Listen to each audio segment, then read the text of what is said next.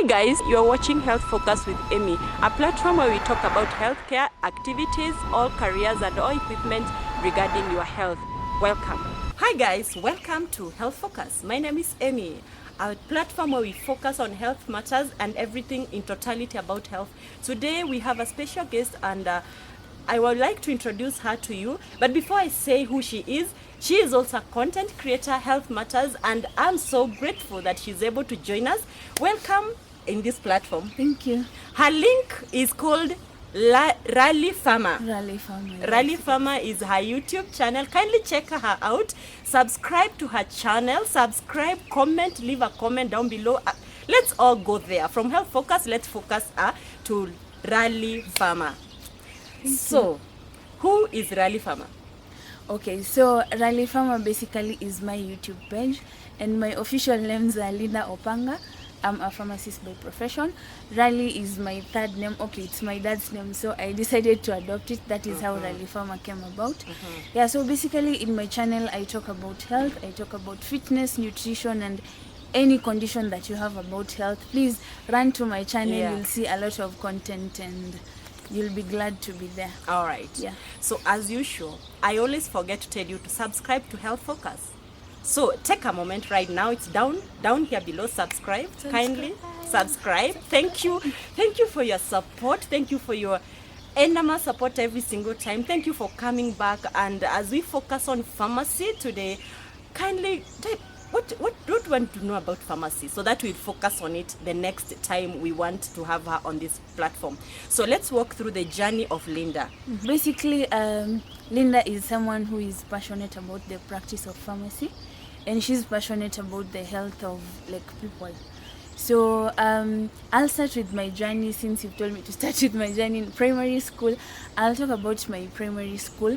So when I grew up, actually I grew up with both parents and we are a large family. So in my family, my dad used to tell me I want you to be a doctor, I want you to be a doctor. You know, the pressure of growing up with African parents and then they're one of you has to be a doctor. So I adopted it since I was small. I knew when I grow up, this is all I want to be because of, literally pressure from the parent and my father.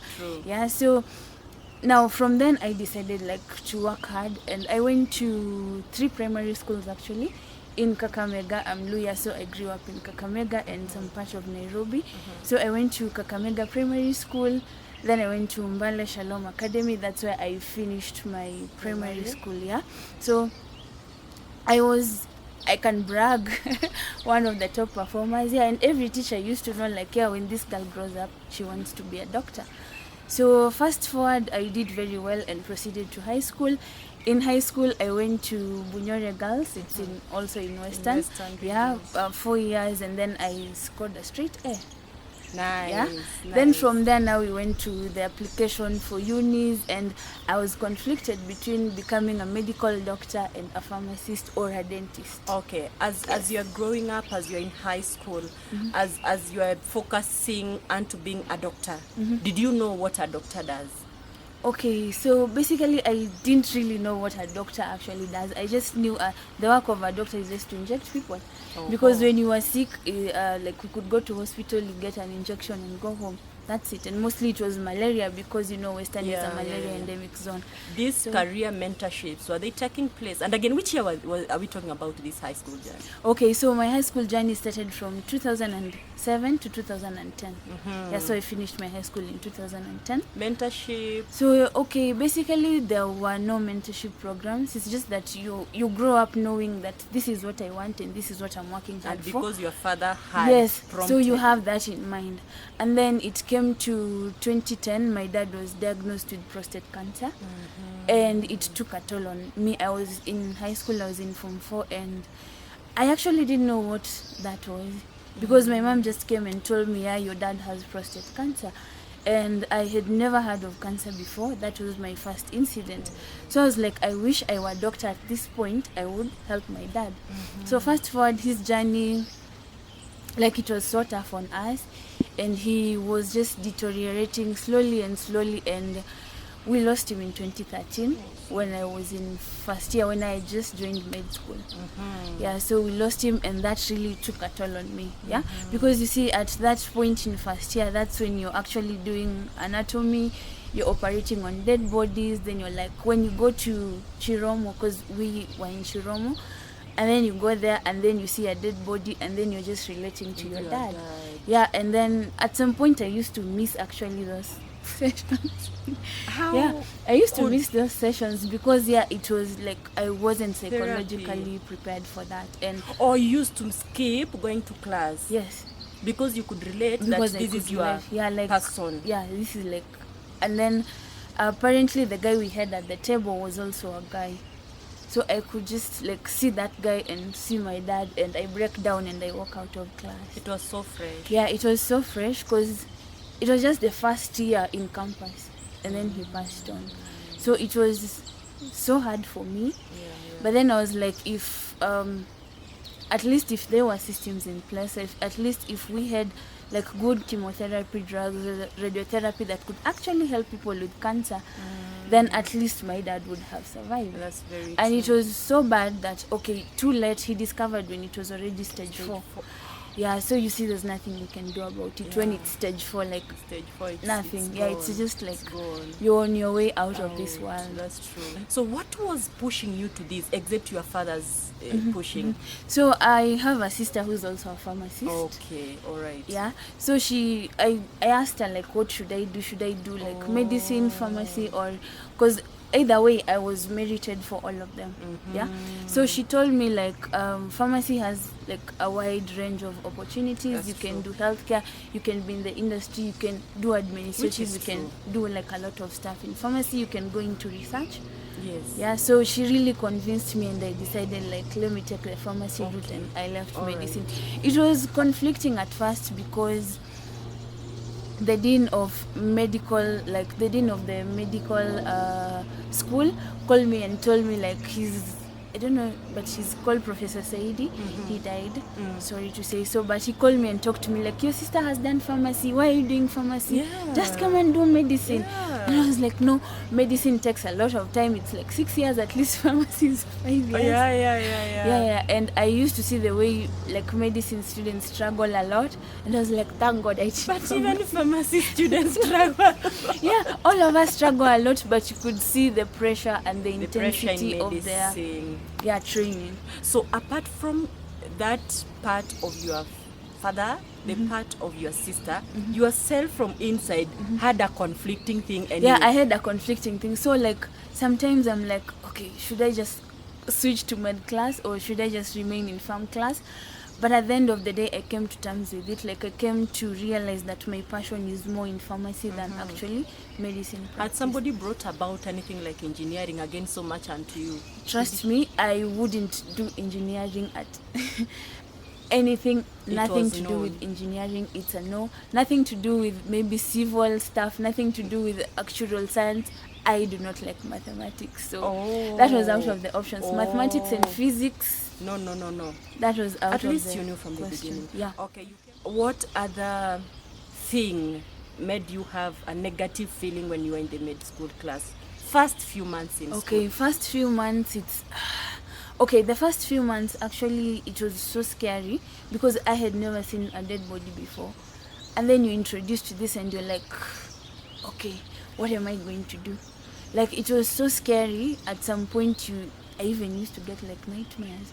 And at some point I never used to eat meat because you're going to cut through someone and then you're going to eat meat because the meat basically looks like the same. It's the same. Yeah. So you look at it and you're like, gosh, am I going to eat meat now? No. It's true. So for some months I never used to actually eat meat.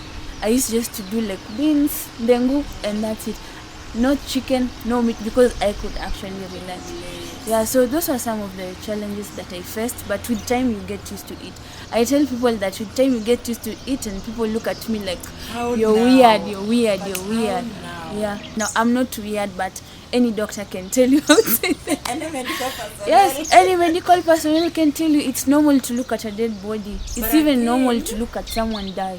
It's normal to look at the death process, but it hits you again. Yeah, when it hits home. you. Yeah. When it's home, Yeah. it becomes different. What was fun and exciting in med school? So fun and exciting. Ooh. Okay, maybe just I got to meet a lot of people. I got to interact with a lot of people, and just when you're done with an exam, like there's usually that stressful period before exams where you have to read a lot, you have to translate, you have to do everything in order to pass. Because you see, in medical school, there's usually a pass mark. Yeah, it's like high school. So our pass mark is like 50%, and trust me, to get that 50%, it's not so easy. Trust me, it's not easy. Yeah, that's true. And if you don't, there's usually a supplementary exam, or you can retake. Yeah, I have friends who actually were retaking. And the retaking life is Yeah, so normal. it's so normal, and you don't even feel bad about it. Yeah. There is So always a second chance in life. yes. You're given a second chance and a third chance that you're told, Yes, it's yeah, enough. yeah, it's enough. You're unteachable now. You can transfer to another department.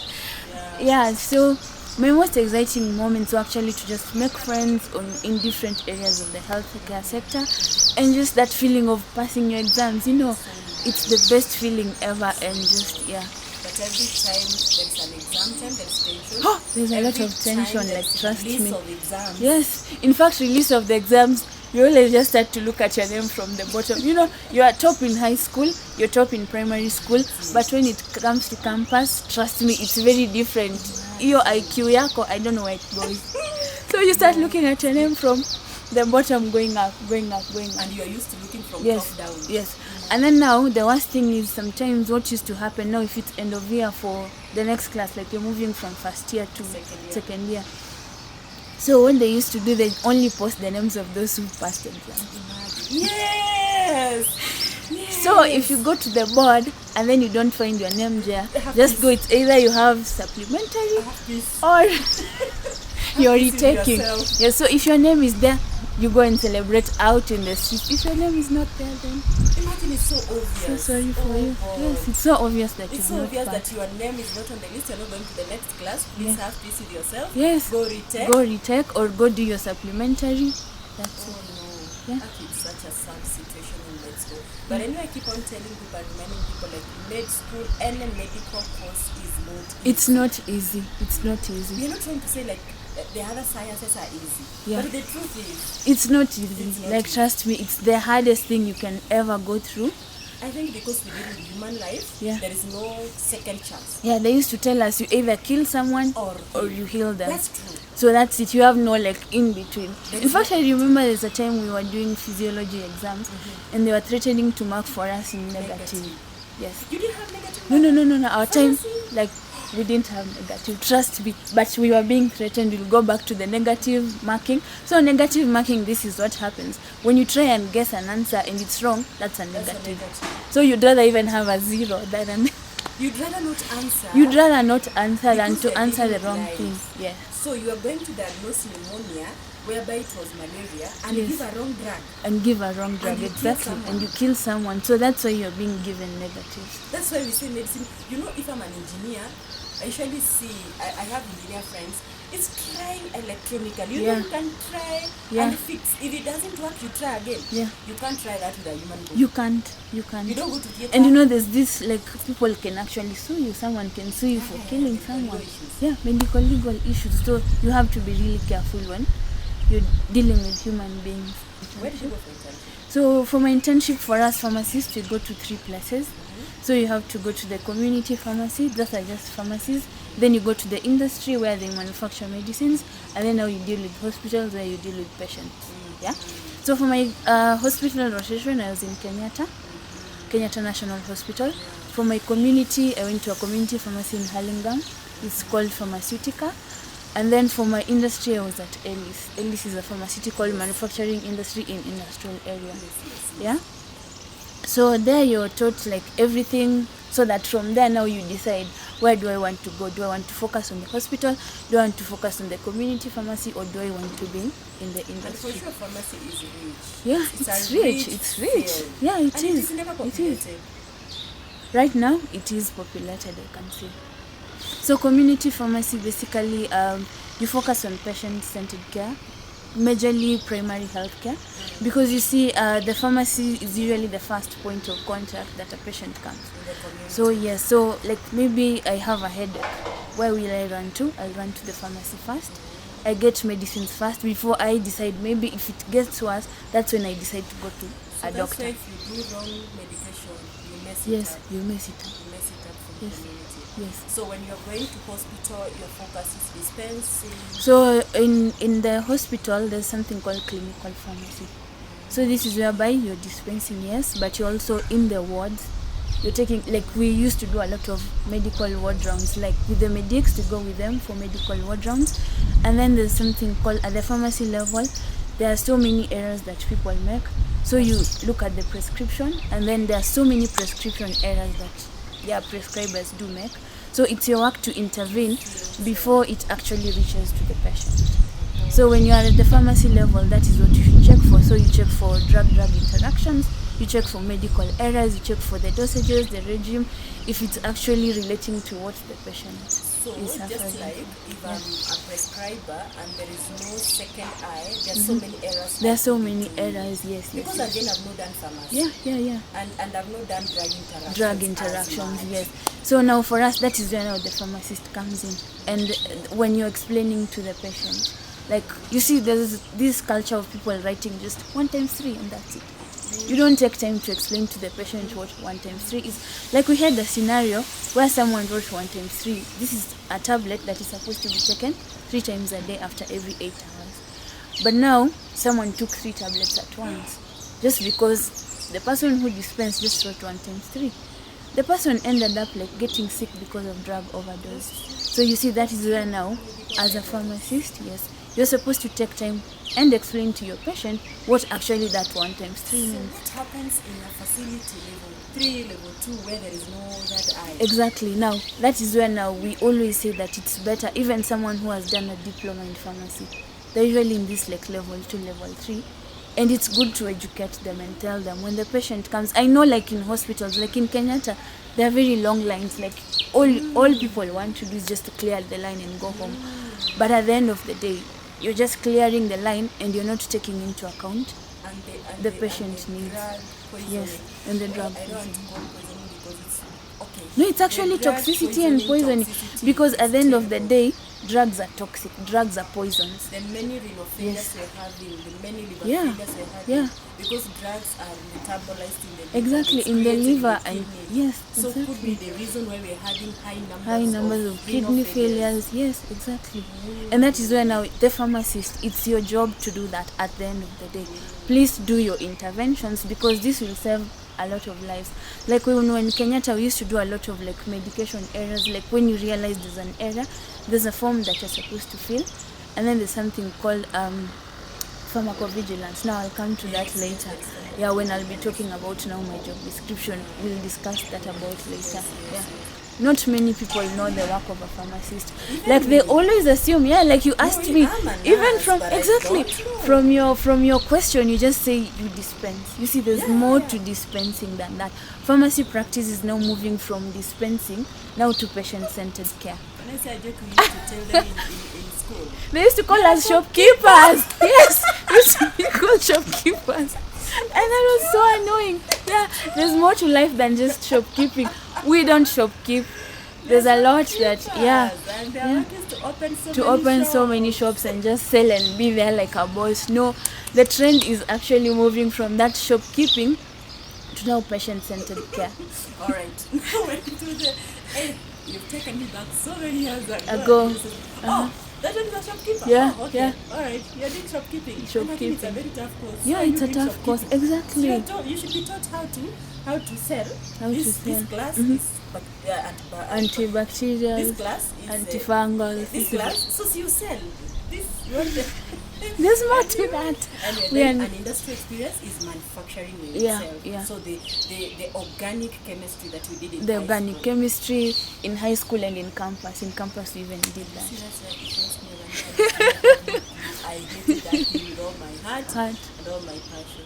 So I did my internship, finished my internship, and then you see right now there's no that direct absorption by the government. That's true. Yeah, you see, like long time ago you used to finish and then the government posts you. But right now, my friends, it's a hassle being a doctor, it's a hassle being a pharmacist, it's a hassle being in the healthcare profession. Anything in Kenya is just being a hassle. Yeah, so I stayed jobless for around 7 months after internship. I was jobless, I was home.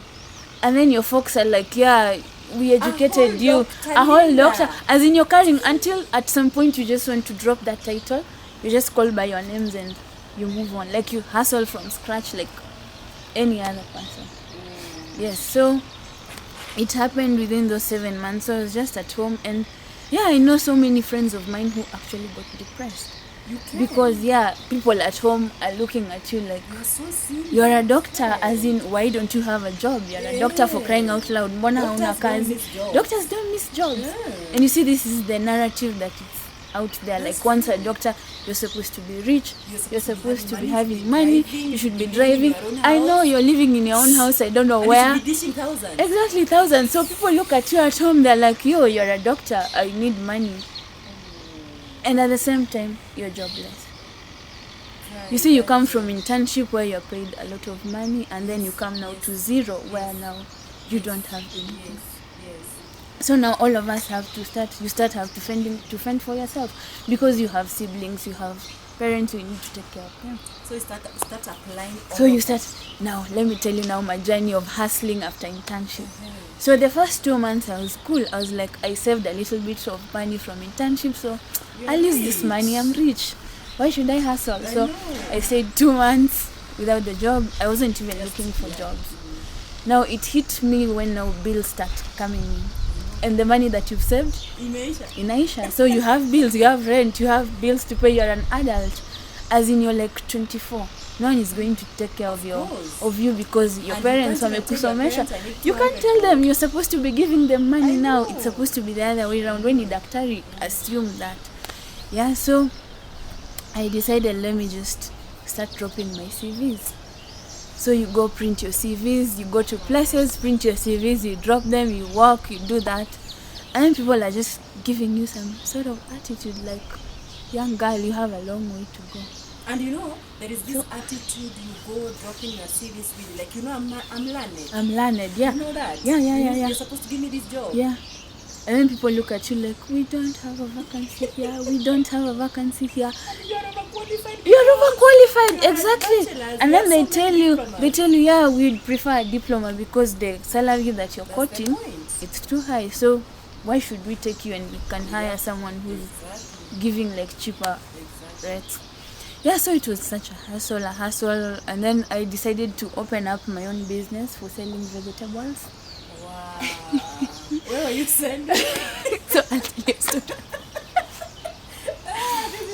Dr. So Lina, yes, I decided to drop that doctor title because I have the papers, but they're not helping me. I need money at the end of the day. At the moment you are at your Lowest. you are so humble. That's the time breakthrough comes. Yeah, breakthrough comes. Always feel that. So I just went online and Googled how do you start a grocery business, because I was like, with groceries you can never go wrong. People are always buying fruits, people are always buying like nyanya, vitungu, people always buy that. So I decided to start my own business until I even created business cards. It was called Dial a Vegetable. So I used to wake up at 5 a.m. Yeah, like guys, I used to wake up like that. Put on my boots, take an Uber, go there. Bye. And it was my first time. And you know, I'm not like kind of used to going downtown. So it was a hassle for me. So I just told the Uber guy, I need to go here, I need to go get this direct. Were you delivering? Yeah, I'll come to that. So I go there, it's 5 a.m. Then I'm just in the car and I'm cussing. Why did I do pharmacy? And I'm hustling this. I should have, no. I should have done BA, like Bachelor of Arts. Which was easy. Exactly, which was easy. And 4 years or 3 years, I'm done. And then I go hustle. Like, why did I have to go through all this and start selling this? So I decided, yeah, let me drop that title and hustle. So actually, I made a lot of profit. It was good business. It's good business, actually. And I used to like post online, like on Instagram, on Facebook, and everywhere. Then people are asking, like, you know, people, the way they have an attitude, like, umekuwa mama mboga siku hizi and you're a doctor. You know, like, what the hell? As in, umekuwa mama mboga. And then, you know, I mentioned that I have a sister who's a pharmacist. Then she's like, umekuwa mama mboga na nilikufunza. As in, what is going on with you? What is wrong with you? But then at the end of the day, I tell them, like, yes, I have this title, but I need to pay rent. I need money. I can't start asking for money for sanitary towels from someone. And I'm a grown-ass woman. I need to fend for myself. I need to be busy. Yeah, because you see, when you're idle, you can fall easily into depression. And then you can make wrong choices. Exactly, you can make wrong choices. I can decide, God forbid, I'm going for a sponsor. Never done that. Mama taught me to hustle. So, yeah. So I hustled my way and I decided, for like 3 months. Yeah, it was short, but it had business. So I decided, aside doing this, I can also start a YouTube channel. And that is how I started my YouTube channel. And I decided, since I have nowhere to practice now, let me start here. Maybe there'll be a silver lining. So that was the birth of Rally Farmer. Like, I had gone through so much and I'm like, okay, maybe let me just try digital. Because you see, I've done modeling before. Like, I've done marketing before. So I was like, let me try this. Maybe if I go back to the digital space. And again, it keeps you so busy. It keeps you engaged. It keeps you busy. It keeps you engaged. Yeah, so that is why I decided to start my YouTube journey. The good thing is about this field, if you make like networks, you'll be able to move so fast. So this is what I did. I went on LinkedIn. I searched people who've done regulatory pharmacy. So I got so many pharmacists. And then now I went to this place called Novo Nordisk. So they usually have like diabetes drugs and all. So I just got from LinkedIn, DM the guy, then I told him, hi Victor, my name is this. I have got this job for regulatory. I don't know what to do. Could you please guide me? Then lucky enough, he was like, sure, come. I'll be able to give you guidance. And I wonder, why is it not in the curriculum? I don't even know. So from there I went, then he taught me, and then if I could have an issue, I could just call and ask him. He became like your boss. Yeah, like a mentor. Yeah. Like, what am I going to do? And then he explains it to me and all. Then you see, we deal mostly with pharmacy and poisons board. So I could also go to the board and ask the guys, what am I supposed to do? Then they explain it to you. Then with time you just was it a new office, or was it when you went there? Was it a new office? It was functioning. It's only that somebody had exited. No, it's functioning. Actually, regulatory affairs, what it deals with, you just deal with registration of medicines. Yeah. No, so I'm asking, when you joined the company, was this office that you are going to occupy, so, was it vacant? Somebody had left, they were creating a new office? Somebody had left. But then again, because of joining issues, and she had to go to another company like very fast, so I couldn't meet her so that she trains me. So there was that gap. Yeah. So and lucky you got the chance, and you had no experience. I had no experience. Yeah, like it was just like, it was like God. It was God like coming through for me. Yeah. So I decided, like, let me just take the bull by the horns. Like, I'm always a hustler. I will hustle through this and I will know. I'll do it. That's true. So started from scratch, a little bit of training here and there from other colleagues. I could call them and ask them. Then they just explain to you. Then that is what you do. And that is how I ended up where I am. Awesome. Yeah. So when we talk about a pharmacist, regulatory personnel, what does the job look like on a daily basis from 8? What is your role? JD from 8 to 5. So as I mentioned earlier, my JD is I do regulatory affairs, I do pharmacovigilance and quality assurance. So regulatory affairs, mainly we are dealing with registration of medicines.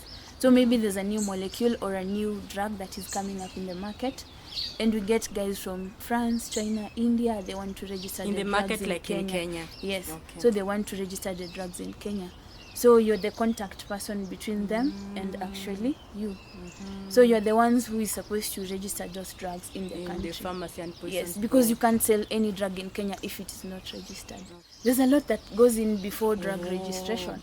So first of all, there are things called dossiers. So a dossier basically is a booklet that has all the information of the drug from the site of manufacture, from all the quality control tests that are done. From and that then now side. when the drug comes, yes, from that side.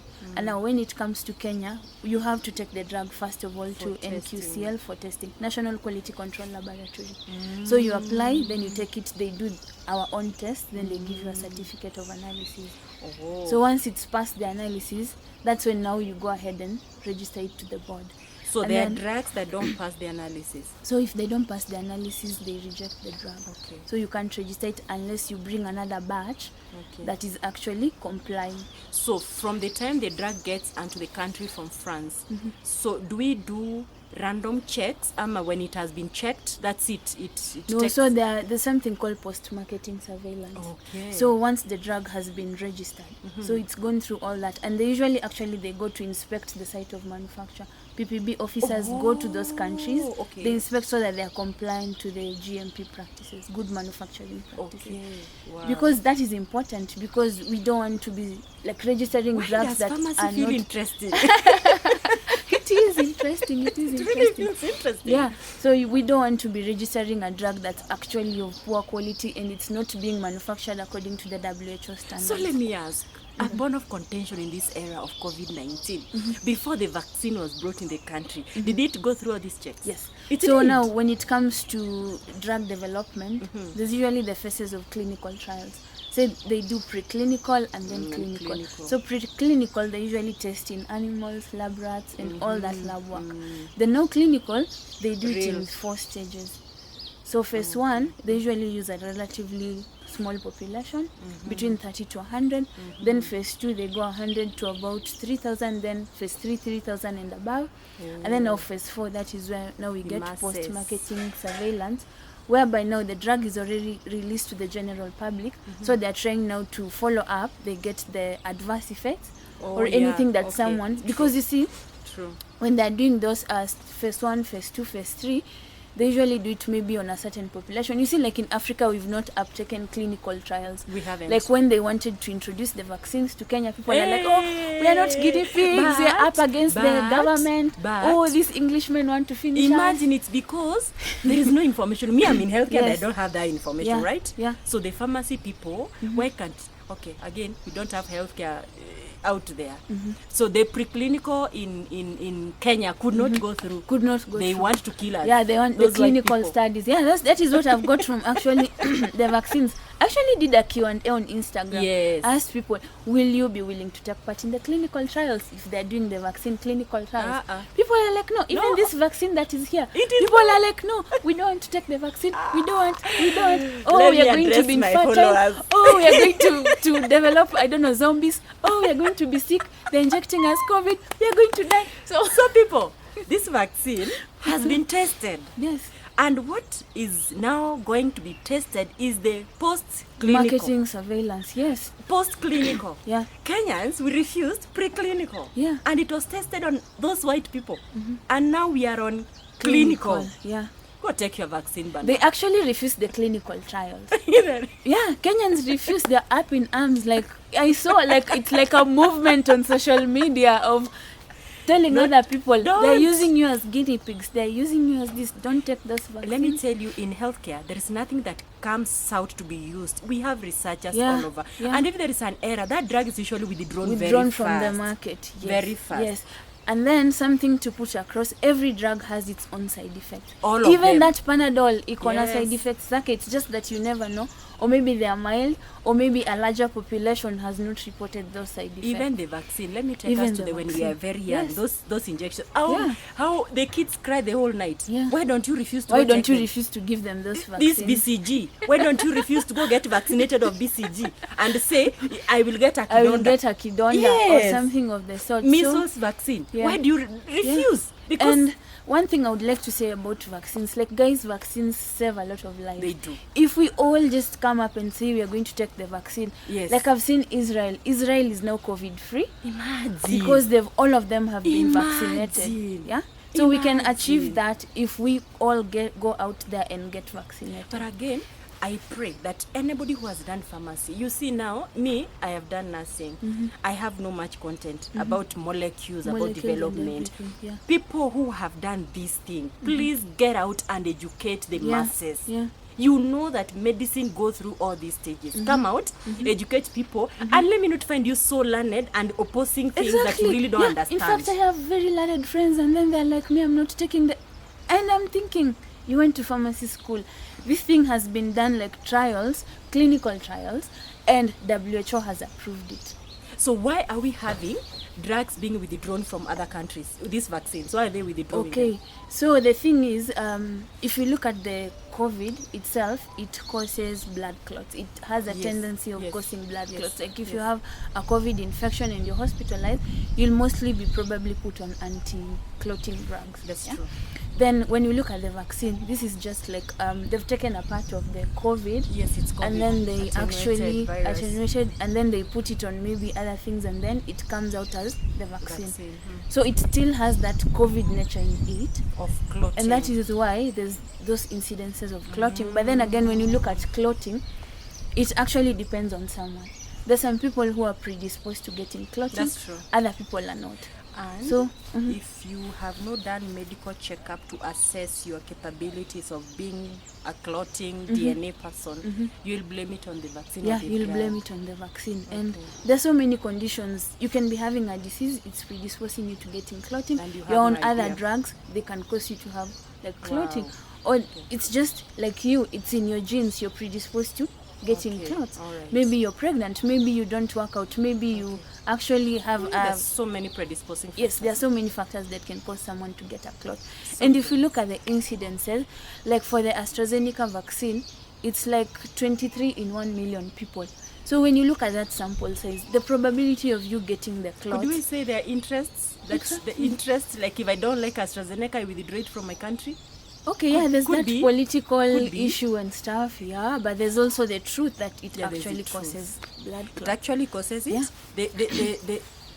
The only thing I want to emphasize is even this COVID people are learning. Yeah, So let's not blame it on the vaccine. It could be the vaccine is virus itself. In fact, Yeah. when you are injected, you are we are being being put, injected the virus. you are being unapewa put the corona. virus in you. Yeah. So when you clot, if corona got you, you could clot the same yeah, way. you could and clot die. the same way. Okay, Yeah. all Yeah. right. But the probability is actually low. Look at 23 in 1 million. That's like a drop in the ocean, yeah? Wow. Yeah, so you weigh your risk and benefit, and before they actually inject you, there's a list of questionnaires they ask you That's true. to determine whether you are predisposed to getting clots or not. Yeah. That's true. Yeah. Oh, if today you're given a chance in the Ministry of Health, what will be your area of focus? So my area of focus would actually be patient safety, because there's some drugs that come, patients are not safe with them, like they get adverse effects, they're not followed up. So that one I would ensure that actually when there are adverse effects or anything that happens to the patient, it's followed up. Then next I would focus on actually human resource, because I've been there in the unemployment sector and it's not even funny. So we see that there's a need for doctors out here. Many doctors are actually being trained, but they have nowhere to practice. And when you go to these facilities, they don't actually have like health workers. So it's a need that is supposed to be addressed. Yes, we are training, but where do these trainees go? So that would be my And second there is thing. shortage. Yeah. Subscribe to Rally Farmer. Subscribe to Rally Farmer. You can see there is so much content. And thank you people for following up. You can see healthcare. There is so much to learn from it. Continue subscribing, continue commenting, continue liking, and share this thing if it has touched your heart. And again, I keep on saying, if there is a profession that you feel should be aired so that we can educate the masses, why not inbox? Yeah. Why not get onto the content, the comment section and comment? Thank you so very much. Let's meet again next time. Bye.